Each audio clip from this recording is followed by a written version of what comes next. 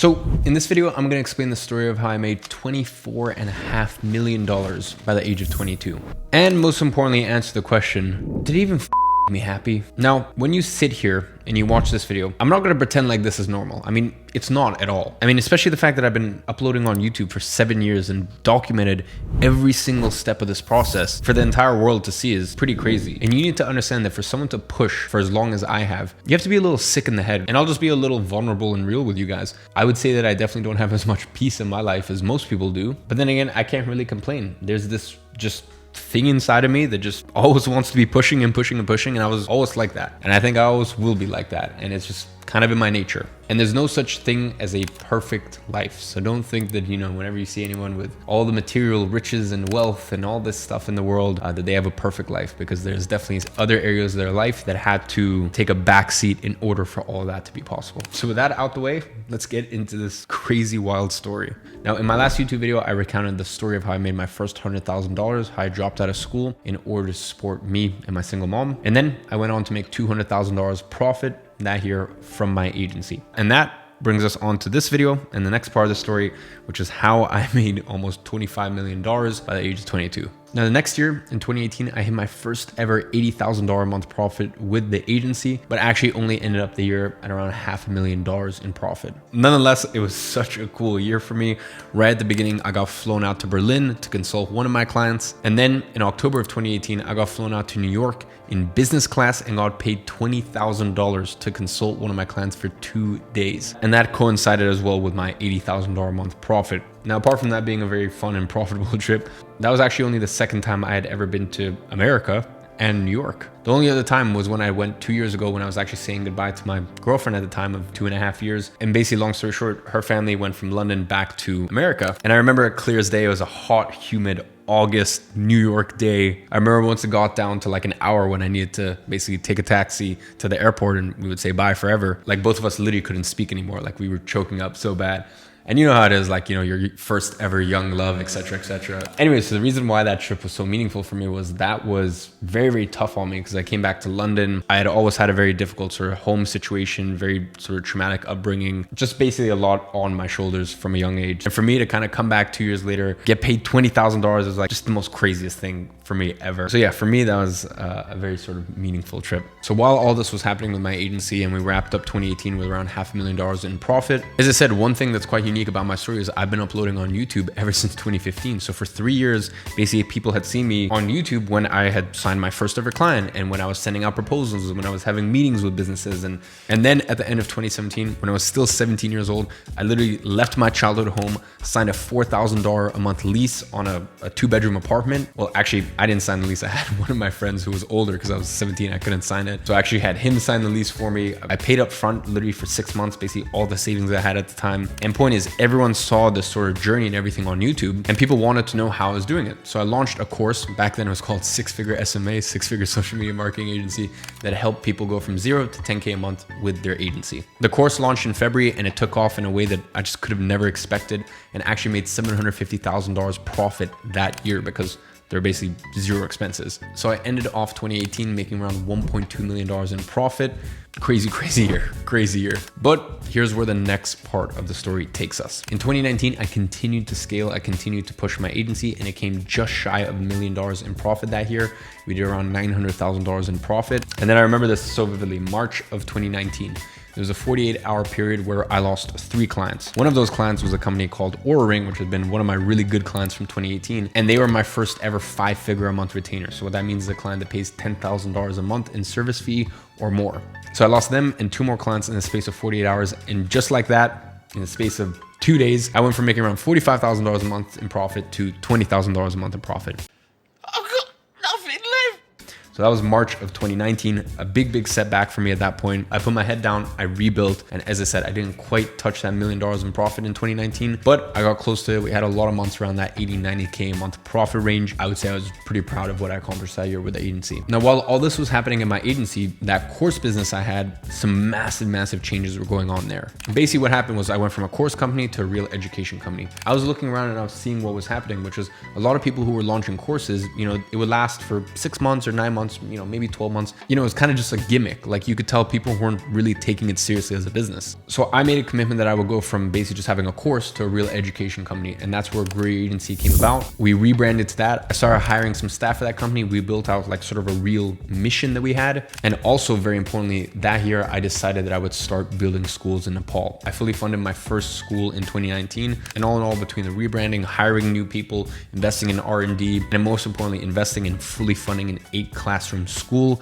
in 2019, we ended off that year around $400,000 in profit. So although the revenue had actually gone up from the year before, I actually made considerably less profit than the year prior as just a course business. And really that was because I wanted to take the company in a certain direction. I wanted to build stuff that no one else was building. I wanted to build stuff that I was proud of.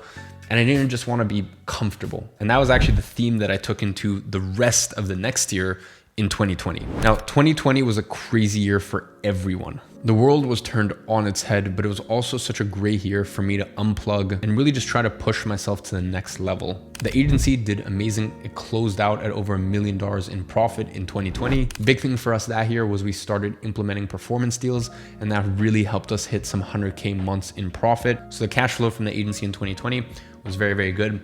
Now on the education company side of things, in my normal fashion, I wasn't happy just to stand still. I had this crazy idea in my mind and I'm like, okay, cool. We took the next step last year, which was basically going to a real education company, having a mission, having our philanthropy that we do.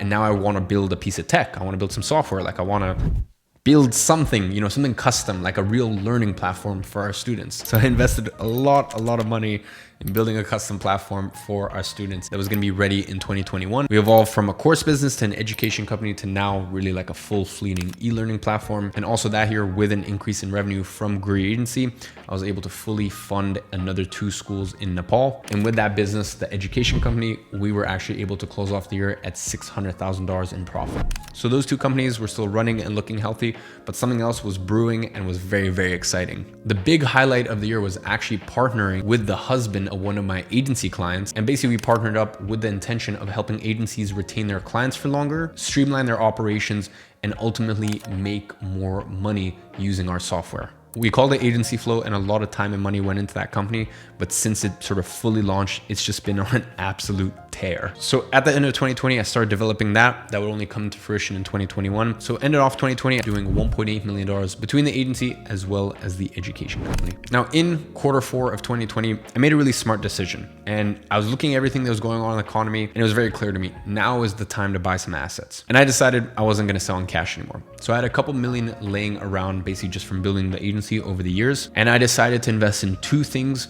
and to invest in them big. Number 1, crypto, and number 2, watches.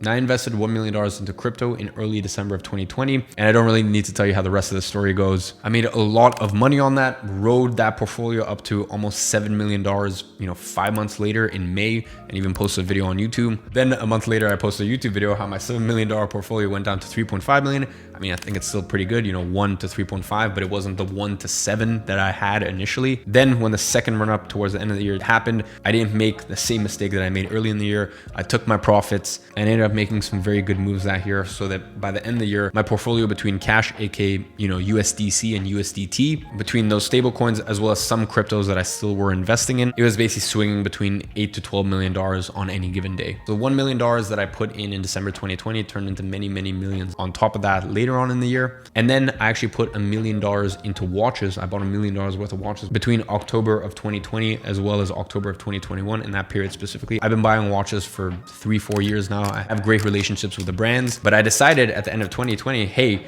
I would rather have watches than I would cash, to be honest. So, I was buying stuff in October of 2020 that people didn't even really want back then. I remember in October of 2020, I basically put in a request for a platinum Daytona. And, if you had a good relationship, with your local Rolex branch and, you bought a couple watches before, it's not even a question, you'll get one. People didn't really want them. I remember the after sale value was pretty much the exact same as retail price. And, you wouldn't have to wait for it. But I have a very good eye for watches. As I said, I've been a big watch fan for my entire life. Incredible asset if you know what you're doing. And yeah, I remember that. I remember the first ever Patek I got directly from Patek in, middle of 2020 to build my relationship. That first watch was a 5205G. Back then, no one wanted them. Now they go for double. So yeah, a lot of investing is knowing where the world is going, what asset classes are going to be more desirable, less desirable, etc., etc. I was buying stuff like Platinum Daytonas, 5205 Gs, even like a root beer GMT, like the full rose gold. No one wanted them back then. So yeah, long story short, by the end of 2021, my watch portfolio was like $3 million.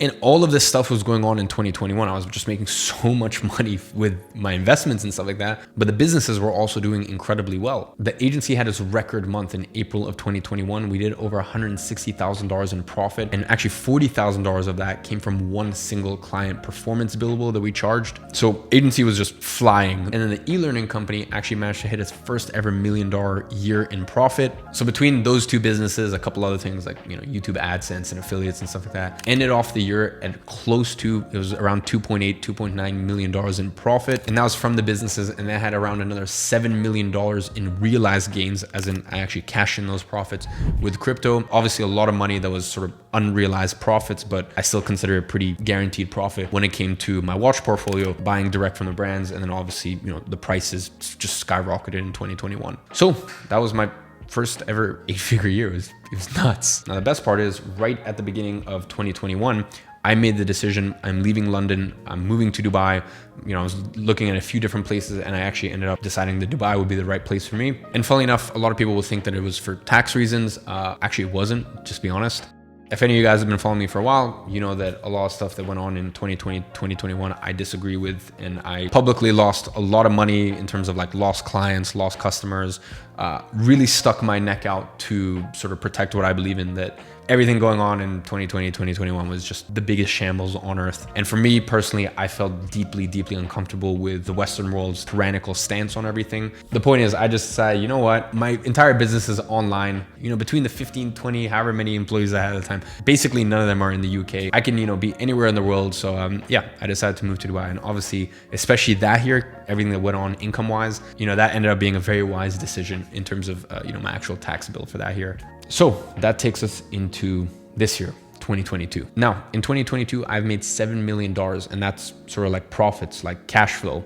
And pretty much all of that has come from my businesses. Now, if any of you guys aren't following me on Instagram, I definitely recommend you go check it out. You kind of get to see a little bit more behind the scenes of my life and, personal life, etc., etc. I made a post about it a few weeks ago, and I made this post actually after I launched one of my new companies, a company called Gadzhi Club. Basically, it's an exclusive men's member and mastermind club that uses NFT as, sort of your pass to get in. And yeah, when it launched, it was well documented. In the first 60 minutes, I made $2 million. That day, I ended up making $4.5 million. And since then, it's been one of the best performing NFTs in the last few months, considering the bear market and everything that's going on with NFT volume and whatnot. Our holders are very, very, very happy. And yeah, safe to say, I did not take home that full amount. I had a co-founder that I brought on board with specialized NFT knowledge. I had a massive team I needed to pay for. At one point we had literally 16 people taking video calls, spending money to build stuff that no one else deems necessary, when it comes to software, proprietary tools, custom platforms, stuff like that. So basically spent a lot of money building custom platform for our holders. We call it the vault for the Gadzhi Club holders. Yeah, so yeah, between all those costs, etc., etc., I didn't take home the full 4.5 million, but I did definitely net, a few $1 million from that. Now, for a normal person, they would be like, that's so insane. Like you basically made $3 million, in one launch. And, we literally worked on the project for 6-7 months. There was so much stuff that went into it.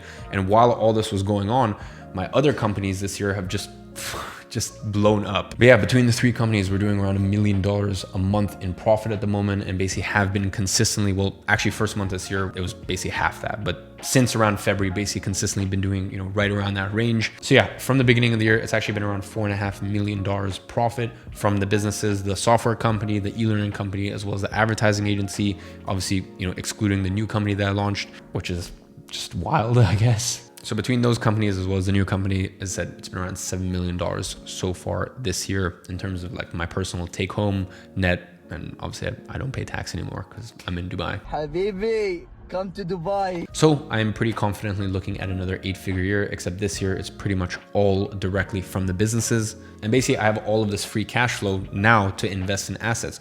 So I can take this as well as, the very large sums of money that I had that I actually took profits on in the last crypto bull run.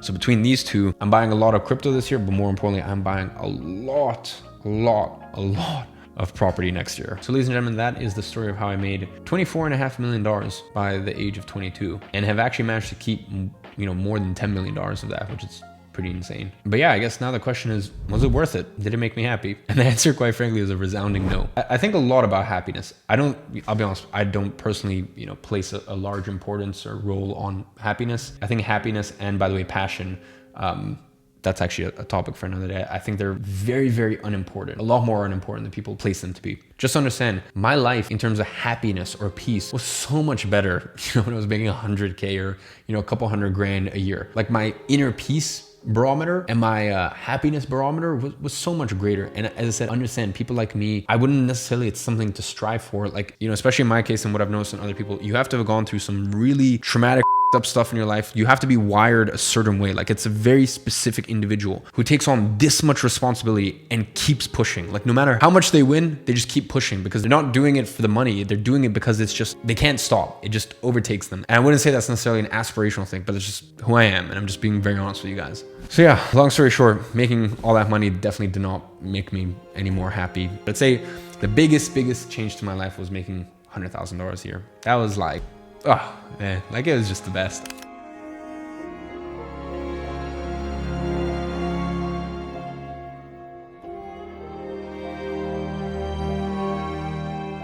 So as I said, for any of you guys watching it right now, just understand like all the flashy stuff, you're gonna get used to it. You're gonna get acclimated to it. So yeah, just enjoy the journey. That's really where the fun is.